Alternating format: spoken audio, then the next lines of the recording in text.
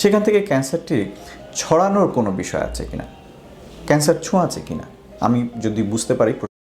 আমাদের দর্শকরা আমাদের কাছে প্রশ্ন করেছেন যে যদি আপনার পরিবারে কারো ক্যান্সার হয় কিংবা আপনি যার রুমে থাকছেন, যেই রুমে থাকছেন আপনার কোনো রুমমেটের বা আপনার কোনো সহকর্মীর ক্যান্সার হয়েছে, সেখান থেকে ক্যান্সারটি ছড়ানোর কোনো বিষয় আছে কিনা, ক্যান্সার ছোঁয়াচে কিনা আমি যদি বুঝতে পারি। প্রশ্নটি এরকম। ক্যান্সার কিন্তু ছোঁয়াচে রোগ নয়।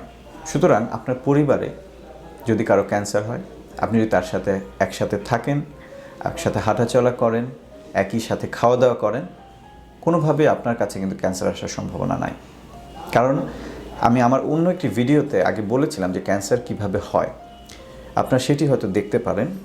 ক্যান্সার ছোঁয়াচে রোগ নয়, এটি কোনো জীবাণু দিয়ে হয় না। সুতরাং একজনের থেকে আরেকজনের ক্যান্সার ছড়ানোর সম্ভাবনা সেরকম নাই।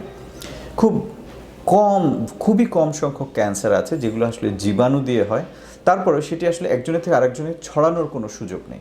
সুতরাং আপনি নিশ্চিন্ত মনে আপনার যে রোগীটি বা আপনার যে আত্মীয় পরিজন বন্ধু যার ক্যান্সার হয়েছে তাকে আপনি পরিপূর্ণভাবে সেবা করুন, তাকে সহমর্মিতা দেখান, তার সঙ্গে একসাথে থাকুন, তাকে সময় দিন, তাতে সে উপকৃত হবে এবং আপনার তাতে ক্যান্সার আক্রান্ত হবার কোনোই সম্ভাবনা নেই। আরেকটি প্রশ্ন ছিল যে যদি স্বামী বা স্ত্রীর ক্যান্সার হয় সেই ক্ষেত্রে সহবাসের ক্ষেত্রে কোনো ধরনের সমস্যা হতে পারে কিনা, অর্থাৎ সহবাসের মাধ্যমে ক্যান্সার ছড়াতে পারে কিনা। আমি আবারও বলছি, ক্যান্সার কোনো জীবাণু দিয়ে হয় না। সুতরাং সহবাস থেকে কোনো ধরনের ক্যান্সার ছড়িয়ে পড়ার কোনো সম্ভাবনা নেই।